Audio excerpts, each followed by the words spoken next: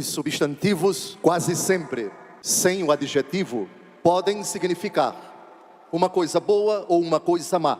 É o adjetivo, a palavra que qualifica o substantivo, quem vai dizer exatamente se o substantivo é bom ou mau. Fulano é intransigente. Fulana é tolerante. Existe uma intransigência boa do céu, existe uma intransigência má do inferno.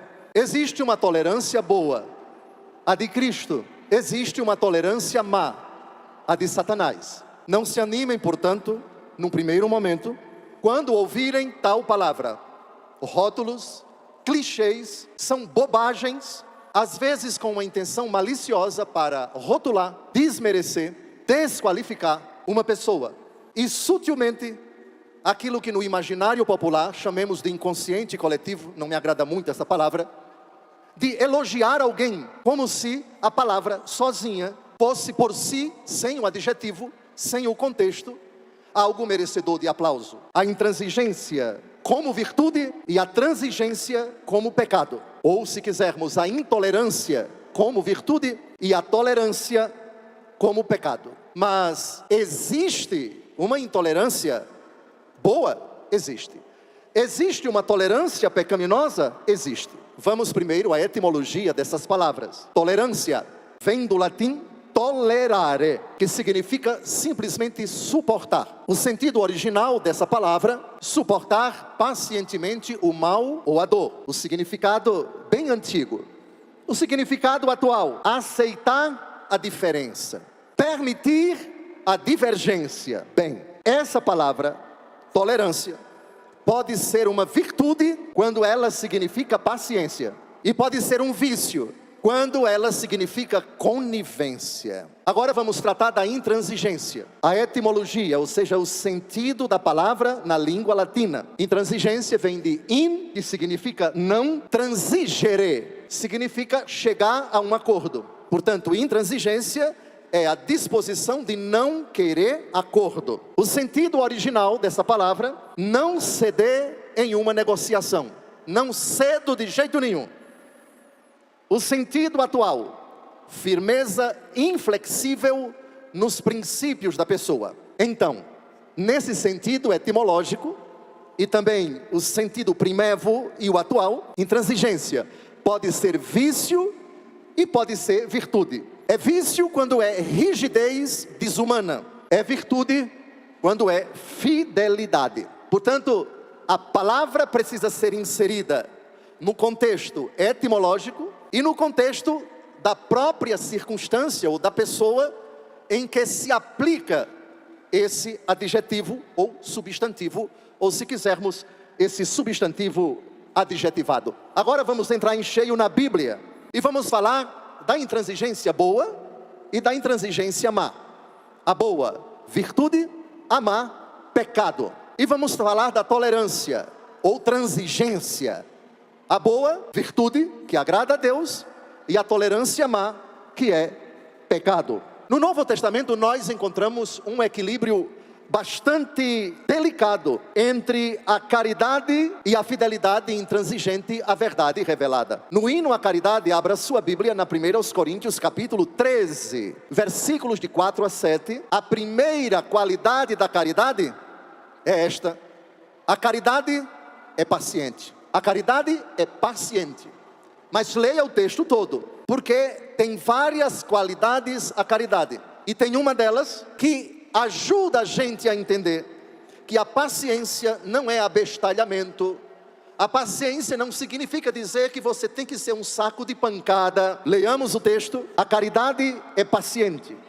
A caridade é bondosa, não tem inveja, não se irrita, não guarda rancor, não se alegra com a injustiça. Gravem, porque é isso que interessa. Não se alegra com a injustiça, mas se rejubila com a verdade. Tudo crê, tudo espera, tudo suporta. Cada qualidade da caridade adjetiva as outras qualidades. Se a caridade é paciente, ela não se alegra com a injustiça. Portanto, é possível você ser caridoso sem concordar com a injustiça e sem aceitar ser saco de pancada daquela pessoa com quem você deve ser paciente. Jesus foi paciente com os seus conterrâneos de Nazaré da Galileia até aos 30 anos de idade. Mas quando ele começou o ministério público e os seus conterrâneos tentaram matá-lo, levando-o para um lugar alto para precipitá-lo de lá, Lucas capítulo 4, Jesus se afastou deles. Portanto, Jesus não perdeu a paciência,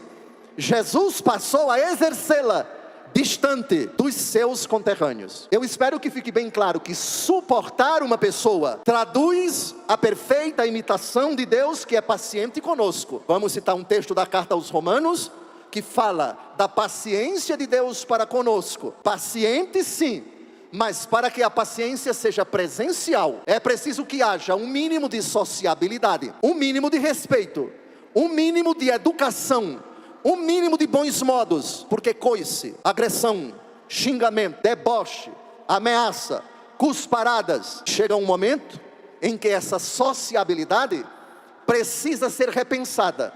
Sociabilidade é uma qualidade do ser humano que exige que a convivência com quem quer que seja, para além das diferenças, seja garantida com um mínimo de respeito, de educação, de bons modos. Se isso não existe de pelo menos uma das partes, Jesus nosso Senhor se retira, bate em retirada.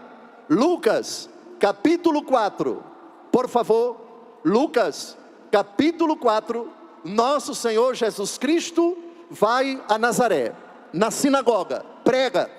Depois que ele prega, seus conterrâneos ficam furiosos e arrastam nosso Senhor para matá-lo. O paciente Jesus, para preservar sua integridade física, por favor, Lucas capítulo 4, versículos de 29 a 30. Levantaram-se e lançaram-no fora da cidade, e conduziram-no até o alto do monte sobre o qual estava construída a sua cidade, e queriam precipitá-lo dali abaixo. Ele, porém, passou por entre eles e retirou-se. A paciência que se retira, porque precisa se preservar.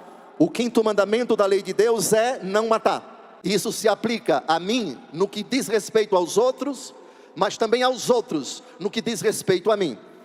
Se a convivência está se tornando uma ameaça para a minha integridade física e para a minha integridade espiritual, é preciso que eu não esqueça, Jesus, em determinados momentos, ele precisou se afastar, ele precisou fugir, ele precisou correr. 3 tentativas de assassinato, e o paciente Jesus bateu em retirada.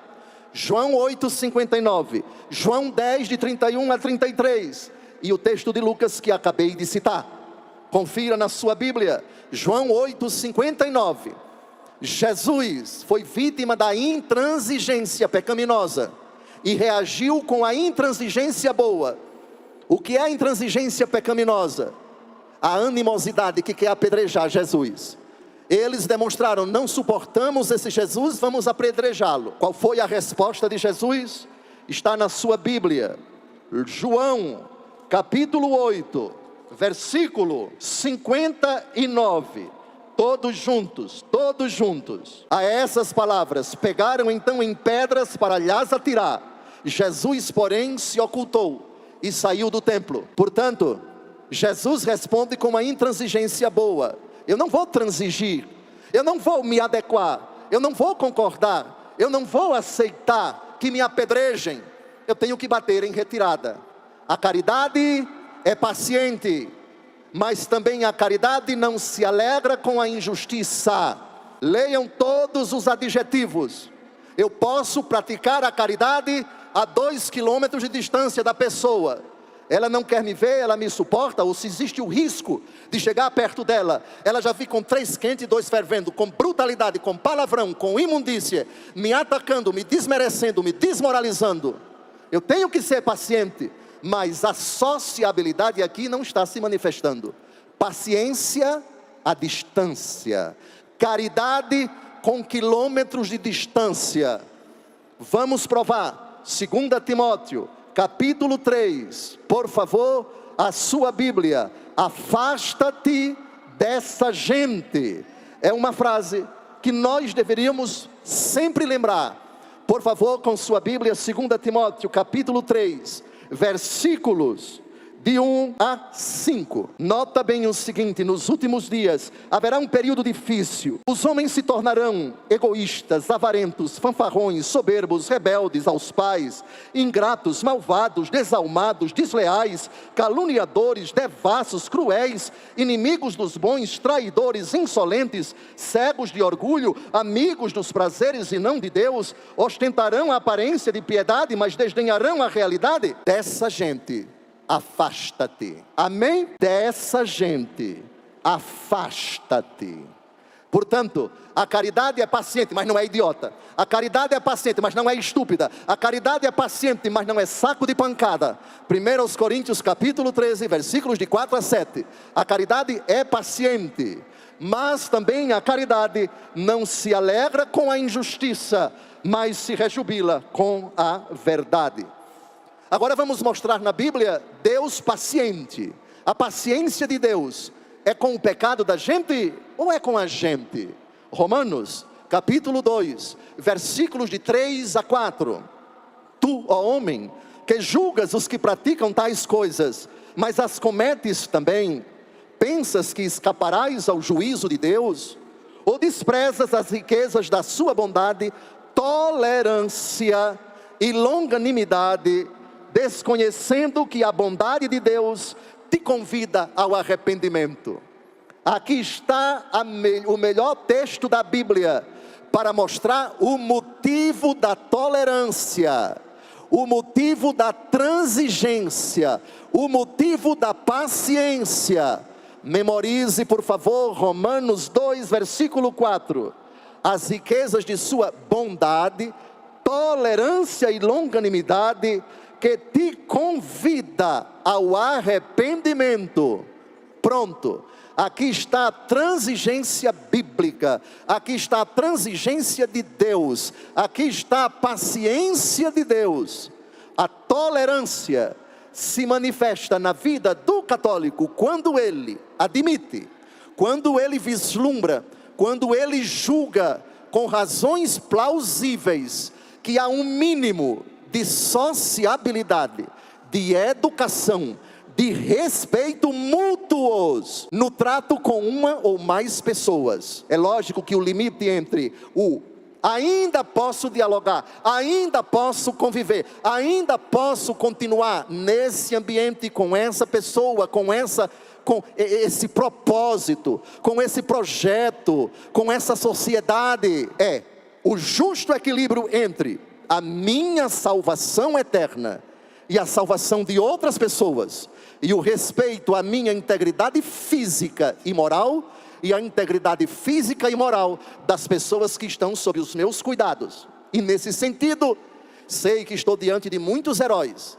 de muitas heroínas, que precisaram tolerar o que parecia ser intolerável, suportar o que parecia ou está parecendo ser insuportável, por uma causa nobre. É você diante de Deus que tem que pesar, que tem que decidir, que tem que concluir: ainda posso suportar, ainda posso tolerar, e não aguento mais, porque minha estrutura espiritual, moral, física, psíquica não aguentam. E antes de tudo eu tenho que me amar, eu tenho que me respeitar. Levítico 19, 18. Amarás o teu próximo como a ti mesmo. Se eu devo amar o meu próximo, eu devo amar o meu próximo como eu me amo. E eu não posso permitir que o amor que eu tenho por mim permita tal coisa. Avancemos. Agora vamos à intransigência de Jesus diante do erro. Jesus, o intolerante. Jesus para nós é o modelo. Primeiro, Jesus expulsa os vendilhões do templo. Lembrem-se, a intransigência no que toca à doutrina é o que vamos tratar, mas existe uma intransigência também demonstrada por Jesus no que toca à convivência, quando já se torna inconveniência. A convivência inconveniente é hora ou de eu me afastar, ou de eu afastar a pessoa, ou convidá-la a se afastar. O verbo afastar Gravemos, por favor, porque ele fez parte da vida pública de Jesus. Lucas capítulo 4. Jesus intolerantemente, intransigentemente se afasta de Nazaré. Agora, Jesus intransigentemente afasta os vendilhões do templo. Isso não tem nada de fanatismo, isso não tem nada de radicalidade no sentido pejorativo. João capítulo 2, de 13 a 16, estava próxima a Páscoa dos judeus. Jesus subiu a Jerusalém, encontrou no templo os negociantes de bois, ovelhas e pombas e mesas dos trocadores de moedas. Fez um chicote de cordas, expulsou todos do templo, como também as ovelhas e os bois, espalhou pelo chão o dinheiro dos trocadores e derrubou as mesas. Disse aos que vendiam as pombas: tirai isto daqui, e não façais da casa do meu pai uma casa de negociantes. Intransigência boa. Aqui não tem conversa, aqui não tem diálogo, aqui não tem tergiversação, aqui não tem acordo, é botar para correr e pronto. Não se tergiversa com blasfêmia, com ofensa a Deus, com profanação do templo.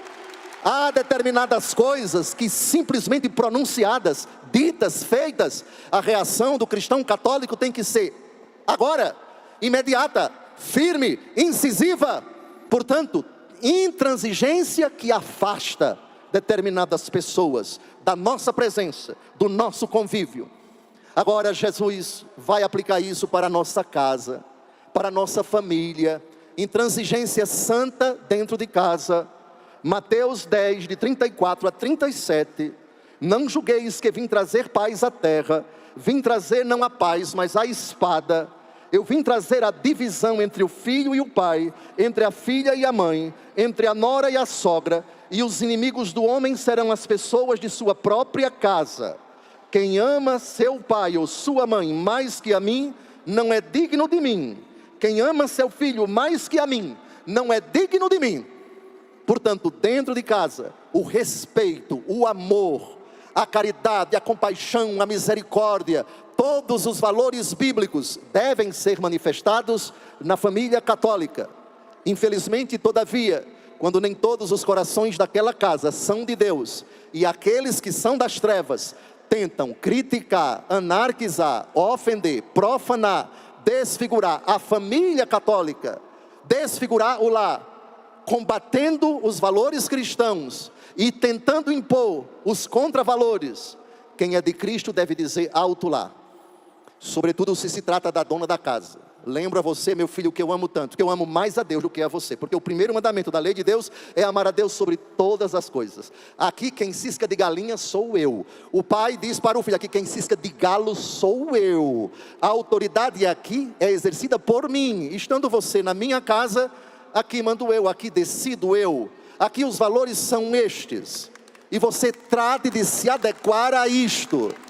Portanto, não se trata de dividir família, mas de afirmar com todas as letras: seja o vosso sim, sim, o vosso não, não. Tudo mais procede do demônio. Portanto, o cristão, claro que ele tem que ser intransigente. Não se barganha valores, não se barganha princípios, não se barganha abrindo mão daquilo que é santo, em favor, com a permissão, para que o pecado seja manifestado. Domine a família. Em Josué capítulo 24 se diz: eu e minha casa serviremos ao Senhor. Que isso seja dito para os filhos na tenra idade, para que eles cresçam não com unhas de carcará, mas já cortando as unhas, as arestas, para que ele perceba, não apenas que ali tem autoridade, mas que ali existem pessoas intransigentes que não barganham os princípios cristãos. E por isso os cortes, e por isso os limites precisam ser impostos, precisam ser colocados com caridade. De novo o hino à caridade. A caridade é paciente. Calma, leia o texto todo, seu apressado. A caridade é paciente, mas também não se alegra com a injustiça, mas se rejubila com a verdade. Outro texto para mostrar a intransigência boa de nosso Senhor, que precisou dar um pito no primeiro Papa. Jesus disse pela primeira vez em Cesareia de Filipe, segundo o primeiro evangelho, que era preciso que ele subisse a Jerusalém, que ele fosse entregue às mãos dos seus algozes, sofresse, morresse e ao terceiro dia ressuscitasse. Cheio de boa vontade, o inferno está cheio de boa vontade. São Pedro, cheio de boa vontade, vai dar um conselho para Jesus. Não, Deus não permitirá que isso te aconteça, Senhor. A resposta de Jesus foi intransigente. Marcos, capítulo 8, de 32 a 33. Pedro, tomando-o à parte, começou a repreendê-lo. Mas, voltando-se ele, olhou para os seus discípulos e repreendeu a Pedro: afasta-te de mim, Satanás, porque teus sentimentos não são os de Deus, mas os dos homens. Há determinadas pessoas que dizem que se conselho fosse bom, não se dava, se vendia. Depende de quem dá o conselho, porque às vezes o conselho vem da própria besta fera, vem do inferno que se utiliza dos lábios de uma pessoa bem próxima. Para quê? Para dar mau conselho, para levar você a praticar o que ofende a Deus. Nessa hora, para determinadas pessoas e em determinados conselhos, a resposta tem que ser incisiva, tem que ser categórica, tem que ser contundente. Portanto, a intransigência virtuosa, ela é expressão, precisamente, da radical firmeza que brota da fé. Sem a fé é impossível agradar a Deus, diz a carta aos Hebreus, capítulo 11, versículo 6, e a fé imediatamente deve ser posta em ato, eu diria 24 horas por dia, quando o contexto for desfavorável, quando o conselho for contra os princípios da fé desse crente, desse que professa a fé. Agora vamos à intransigência dos apóstolos. A intransigência boa, não se transige o evangelho. A única carta do apóstolo Paulo em que ele não saúda os seus destinatários é a carta aos Gálatas. Capítulo 1, versículos de 8 a 9. Diz São Paulo com toda a intransigência, apaixonada, movida pelo seu amor imenso a Cristo e à igreja. Ainda que alguém, nós ou um anjo baixado do céu, vos anunciasse um evangelho diferente do que vos temos anunciado, que ele seja anátema, ou seja, excomungado. Repito aqui o que acabamos de dizer: se alguém pregar doutrina diferente da que recebestes, seja ele excomungado. Já citei a 2 Timóteo capítulo 3, de 1 a 6, uma certa categoria, uma relação de pessoas empedernidas, com cujo convívio a nossa vida se torna intoxicada, ameaçada, constrangida, perturbada. 2 Timóteo 3, versículo 5, afasta-te dessa gente, ou seja, mantenha distância desse tipo de gente. Óbvio que acrescentemos, primeiro vejamos se é possível algum tipo de coexistência pacífica, respeitosa, e se é possível dos dois lados que isso aconteça. Somente da minha parte não será possível a sociabilidade. Se um não quer, dois não fazem, e se dois não fazem, 2 Timóteo capítulo 3, versículo 5, afasta-te dessa gente. São João também, na sua segunda carta, versículos de 9 a 11, proíbe a hospitalidade a quem não permanece na doutrina. Todo aquele que caminha sem rumo e não permanece na doutrina de Cristo, não tem Deus. Quem permanece na doutrina, este possui o Pai e o Filho. Se alguém vier a vós sem trazer essa doutrina, não o recebais em vossa casa,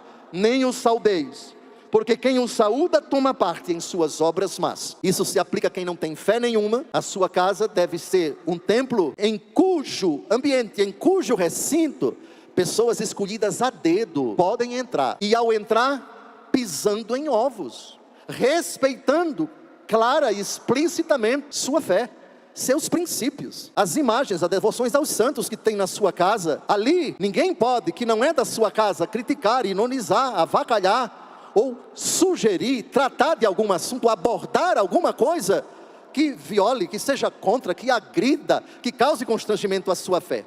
Toque, toque, toque, toque, toque. Quem é? Olha, nós somos de tal religião, e queríamos falar um pouco da religião. A senhora aceita? Claro que sim, mas primeiro vamos rezar o terço, o ofício de Nossa Senhora. Vamos à celebração da missa. Você vai assistir meia hora da canção nova, e depois Você pode ler a Bíblia e ficar calada. E aí, vai encarar? Não, obrigado, bom dia. A porta da rua é a serventia da casa. A intolerância como zelo pastoral. São Paulo, na 1 Coríntios, capítulo 5, versículos de 1 a 5, precisou tomar uma decisão drástica para afastar da comunidade alguém da comunidade de Corinto que estava tendo um caso com a sua madrasta. Então ele diz com todas as letras, 1 Coríntios 5, de 4 a 5, em nome do Senhor Jesus, reunidos vós e o meu espírito com o poder de nosso Senhor Jesus, seja esse homem entregue a Satanás para a mortificação do seu corpo, a fim de que sua alma seja salva no dia do Senhor Jesus. Medida extrema, caridosa. Caridosa por quê? Como é que se entrega alguém a Satanás e isso pode ser caridoso? É uma metáfora para dizer, já que ele decidiu se aliar, ele decidiu seguir, ele decidiu praticar o que agrada a Satanás, Jesus disse a Judas, em cujo coração entrou o diabo, João capítulo 13, o que você tem a fazer, faça depressa. Jesus entregou Judas ao seu propósito, ao permitir que o diabo entrasse no seu coração. Portanto, entregar a Satanás significa simplesmente o respeito à sua decisão. Mas esse respeito à sua decisão vem acompanhado também do zelo que eu devo ter pela comunidade. Você se afasta. Mas qual é a intenção caridosa? São Paulo diz, 1 Coríntios 5:5, para a mortificação do seu corpo, a fim de que a sua alma seja salva no dia do Senhor Jesus. É para a mortificação dele, é para que sua alma seja salva. Há pessoas que aprendem, que se corrigem com discurso, com pregação, com retiro, com acampamento da canção nova. Outras, só com medidas drásticas. É o caso. Também na 1 Timóteo, capítulo 1, de 18 a 20, São Paulo tomou a mesma decisão ao afastar da comunidade Himeneu e Alexandre, duas malas pesadas que ficavam apurrinhando São Paulo, fazendo uma cruel e implacável oposição ao apóstolo.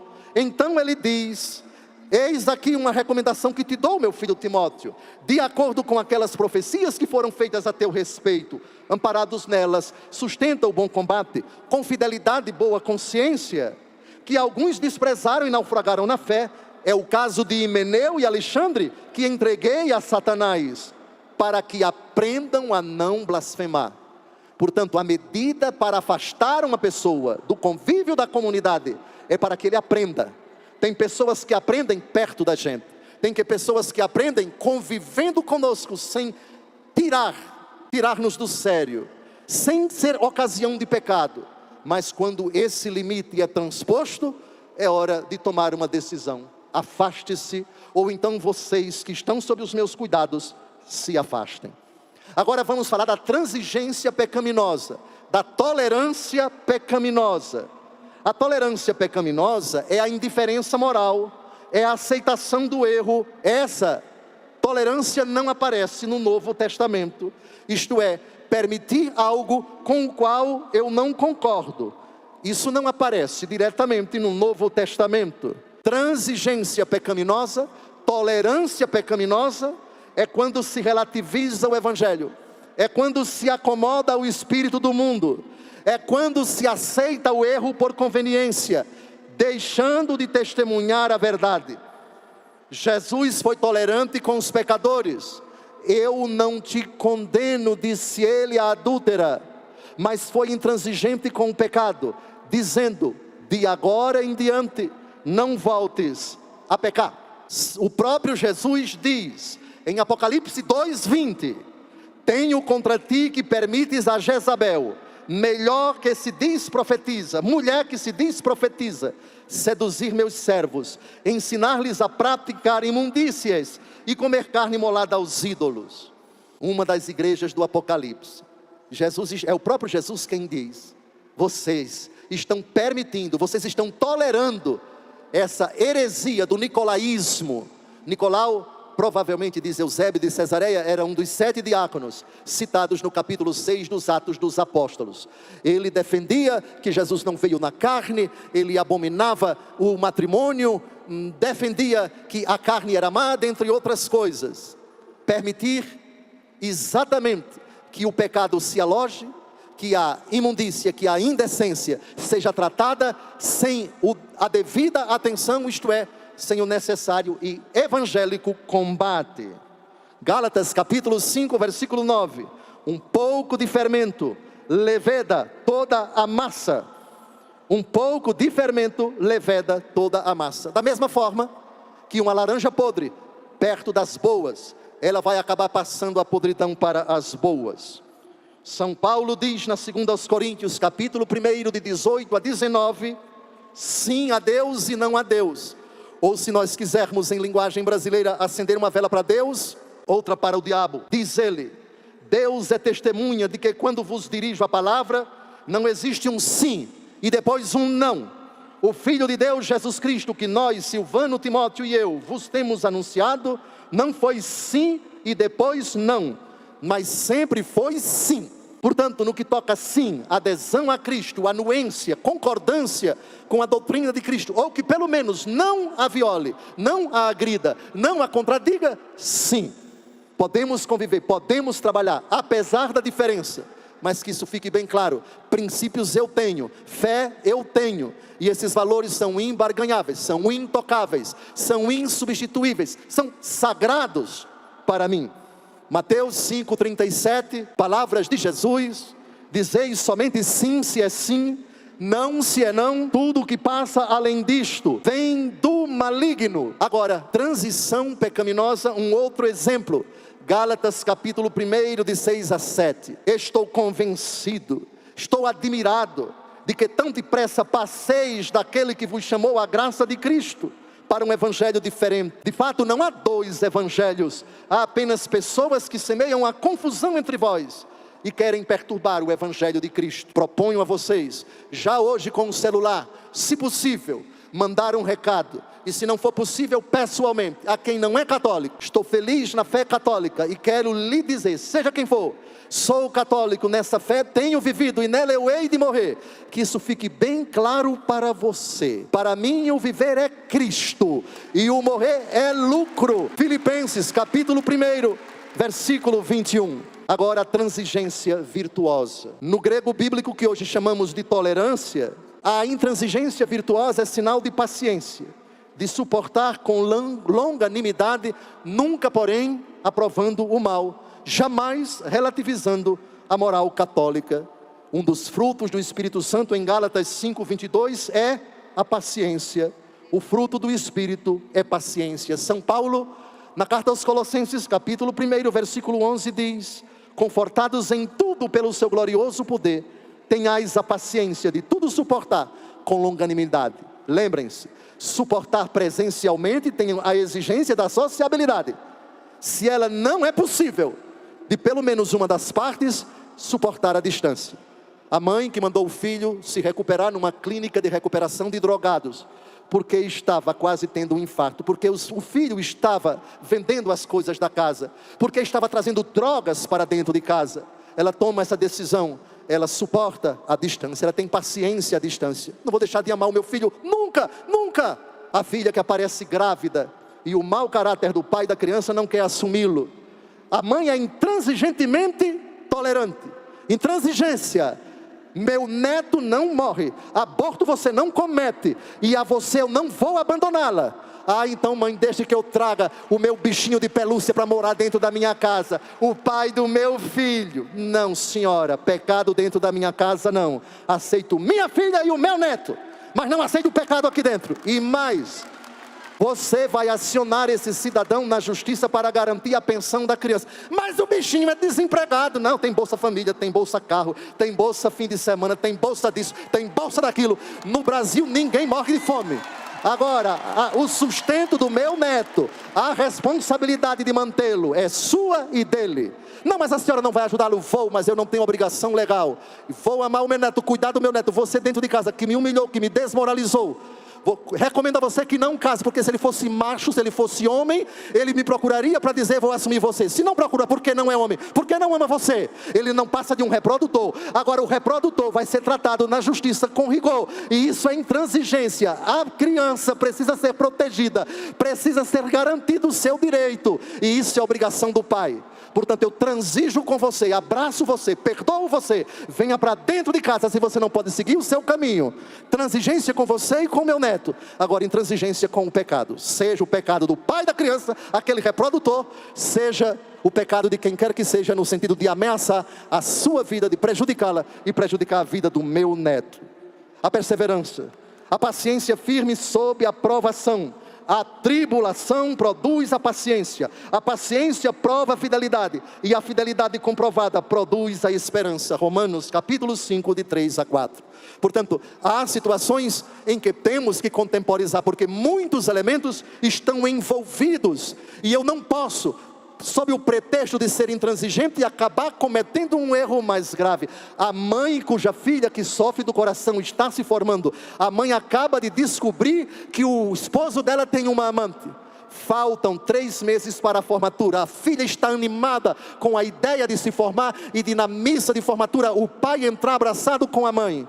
A mãe é intransigente e diz para o marido: minha filha não pode saber antes da formatura que você, seu sem vergonha, está me traindo. Mas vamos entrar aqui num acordo, vamos transigir, vamos guardar segredo quanto a isso. No dia da formatura você entra de mão dadas comigo, o que não significa dizer que eu estou lhe aprovando. No meu corpo você não toca enquanto você tiver a capa de cela.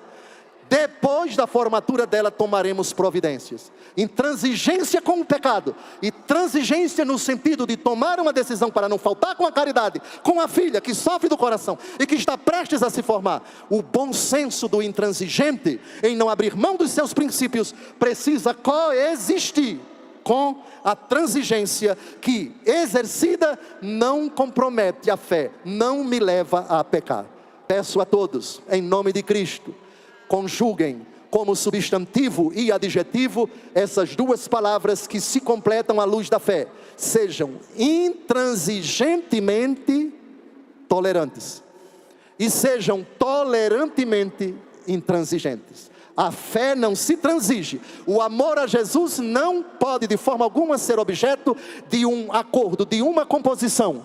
O mundo é intransigente contra nós, por isso o mundo vos odeia. Nós respeitamos quem quer ser intransigente, de acordo com os princípios que julga fundamentais, imbarganháveis, inalienáveis. E daí? Por que eu não tenho também o direito de ser intransigente? Não de radical, não de fanático. Venha com sua intransigência, que eu respondo educadamente com a minha. Venha com sua tolerância, que eu respondo com a minha. Mas saiba que a minha tolerância não deixará jamais de ser intransigente. Porque eu não tolero abrir mão da fé em Jesus, do amor a Jesus, dos mandamentos a Jesus, dos princípios que a minha fé em Jesus colocou no meu coração. Louvado seja nosso Senhor Jesus Cristo.